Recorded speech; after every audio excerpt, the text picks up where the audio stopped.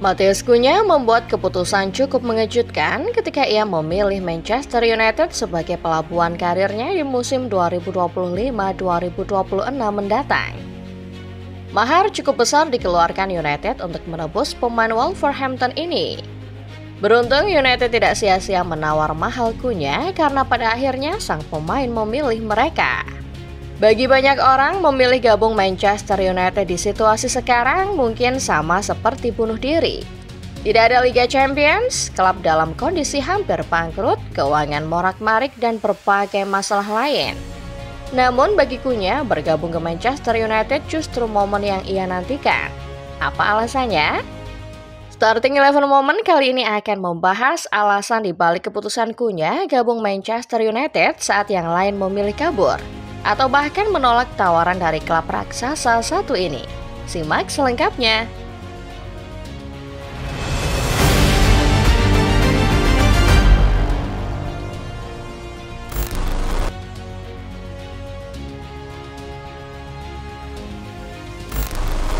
Manchester United sempat berada periode keemasan ketika berada di bawah asuhan Sir Alex Ferguson. Di bawah arahan tangan dingin Fergie, United mendominasi kompetisi kasta tertinggi Liga Primer Inggris. Raihan 13 gelar Premier League dan 2 gelar Liga Champions agaknya sudah cukup membuat fans United jumawa bahwa mereka adalah klub tersukses Inggris. Namun takdir seketika berbalik menyerang setan merah. Semenjak kepergian Fergie dari jabatannya sebagai pelatih kepala, United kehilangan arah. Terakhir di musim 2024-2025, MU seolah berada di tengah-tengah kiamat. Ruben Amorim yang datang di pertengahan musim sekalipun tidak dapat membawa klub ini keluar dari nasib apes mereka. Musim lalu skuad Amorim duduk di urutan ke-15 klasemen akhir Liga Primer Inggris. Tentu saja catatan ini merupakan yang terburuk buat klub asal kota Manchester. Sekali lagi, setan merah harus merasakan sakitnya nol trofi setelah satu-satunya harapan mereka mendapatkan piala, yakni di ajang UEFA Europa League sirna di final Bilbao. Kiamat setan merah tidak berhenti pada level performa. Jebloknya catatan Rasmus Højlund dan kolega praktis membuat keuangan klub ikut kocar-kacir. Akumulasi belanja ugal-ugalan, gaji pemain yang terlampau kemampuan, hingga pengeluaran-pengeluaran gajah lainnya membuat Sir Jim Ratcliffe sebagai pemegang kekuasaan tertinggi klub berkali-kali mengusap kepala. Efisiensi menjadi agenda utama setan merah di akhir musim 2024-2025. Ratcliffe memecat ribuan karyawan dan staf United sembari memangkas anggaran-anggaran yang tidak perlu. Pada akhirnya, efisiensi itu menyerang anggaran belanja pemain klub. Ruben Amorim diberi budget yang sangat tipis dan bahkan harus menjual banyak pemain sebelum merekrut pemain-pemain yang ia inginkan ke dalam skuad. Singkat cerita, kiamat United baru dimulai musim lalu. Mereka finish di posisi yang paling hina sepanjang sejarah berdirinya klub. Tidak ada kompetisi Eropa yang dimainkan, yang berarti tidak ada income dan prestis tambahan untuk musim 2025-2026. Di saat-saat seperti itu, semua orang bertanya, siapa yang mau ikut susah bareng MU?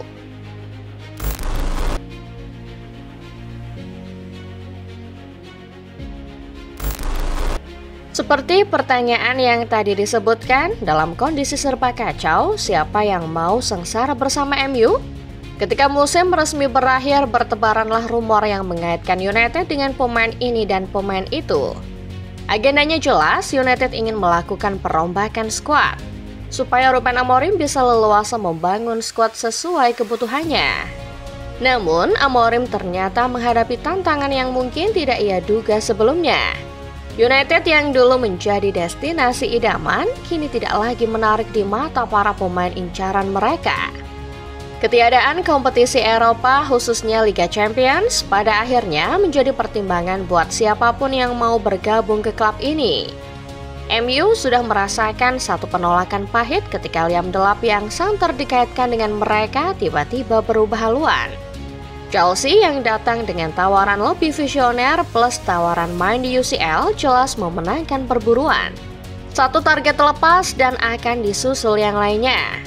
Teranyar giliran Victor Gyökeres yang kabarnya enggan menerima pinangan United. Pemain kesayangan Ruben Amorim di Sporting CP itu kabarnya memprioritaskan klub yang bermain di Liga Champions. Fakta ini tentu menyakitkan karena Amorim dan United sampai rela habis-habisan keluar dana banyak demi merealisasikan kedatangan Gyökeres ke Old Trafford. Di saat yang bersamaan MU menghadapi Exodus dengan fakta bahwa beberapa pemain mereka minta hengkang. Jadon Sancho yang dipinjamkan ke Chelsea, Marcus Rashford yang baru pulang dari Aston Villa, bahkan Alejandro Garnacho yang selama ini ada dalam skuad semua meminta pergi.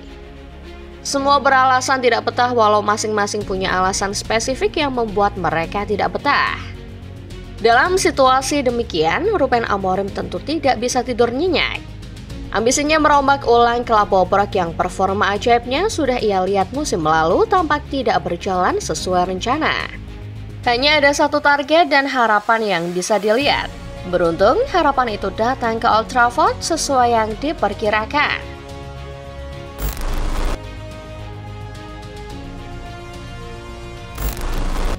Tidak butuh waktu lama bagi Manchester United untuk meyakinkan Matheus Cunha. Pemain yang musim lalu mengepak 17 gol bersama Wolves langsung menerima United ketika tawaran dari klub asal kota pelabuhan datang menghampirinya. Tidak ada pertimbangan main di UCL, yang ada hanya Cunha hendak menjawab mimpinya. Ya, ketika semua pemain menghindari stadion ajaib bernama Old Trafford, Cunha justru mendatanginya. Dalam sesi interview pertamanya bersama klub, Cunha membeberkan alasan utama di balik kedatangannya. Baginya ini bukan soal Liga Champions atau seberapa tinggi United finish. Baginya United tetap United, klub yang selama ini jadi impian masa kecilnya. Mungkin di luar sana keputusanku adalah keputusan yang sulit untuk dipahami. Tapi ketika kamu bermimpi bisa bermain di klub ini, semua terasa mudah bagiku. Menurutku tidak ada yang seperti Manchester United. Aku tahu ini musim yang buruk untuk semua orang di sini. Aku pikir keputusanku didorong faktor arti penting klub ini buatku dan terkait apa yang kuyakini bisa dilakukan klub ini, kata Cunha kepada laman resmi United. Cunha adalah pemain yang tumbuh di João Pessoa, sebuah kota pelabuhan yang letaknya ada di sebelah timur laut Brasil. Kompatriot Vinicius Junior itu mengatakan betapa sulitnya akses menonton Premier League ketika dirinya masih kecil. Namun dari perjuangan menonton IPL yang luar biasa, Cunha kecil tumbuh menjadi seorang fans United. Dari lapangan futsal di Recife, takdir membawanya ke kompetisi yang dulu kerap ia saksikan dengan susah payah, Premier League. Juli 2023, Wolves menebusnya seharga 50 juta euro. Berkat performa impresifnya, Cunha kini bisa mewujudkan mimpinya bermain di Old Trafford. Setelah klub asal Manchester itu menebusnya seharga 74 juta euro dari Wolves.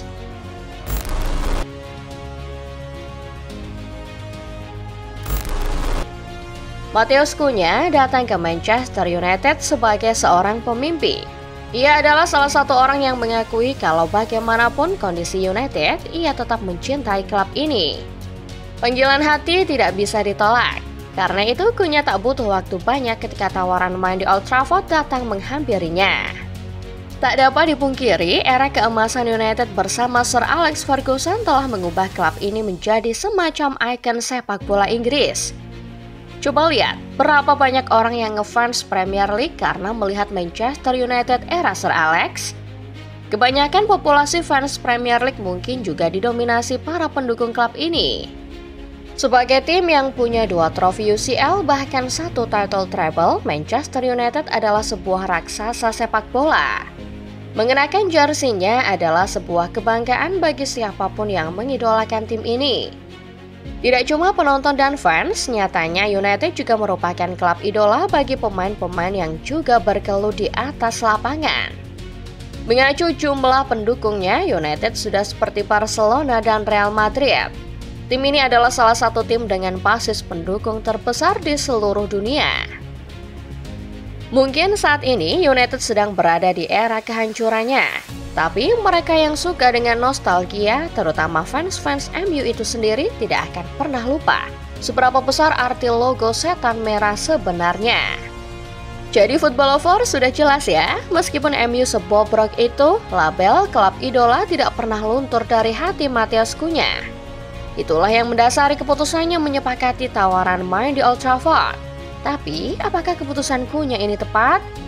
Kalau kalian jadi Cunha, kalian milih setuju atau tolak tawaran MU nih?